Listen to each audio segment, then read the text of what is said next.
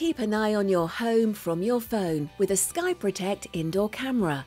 You'll need a working Wi-Fi connection. Open the Sky Protect app. Tap the plus icon, then select Indoor Camera. Plug the camera into the mains. When the LED on the back flashes yellow, follow the instructions in the app and enter your Wi-Fi details.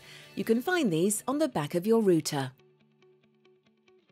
Under the camera, press and hold the Setup button until you hear Ready to Connect. Scan the QR code from your indoor camera. Give the camera a name and location. Plug the sensor bridge into the back of the camera. A solid blue light should appear on both the indoor camera and sensor bridge.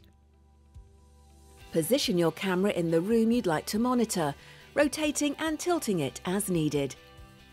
For more information, go to the Help and Support section or use the chat in your Sky Protect app.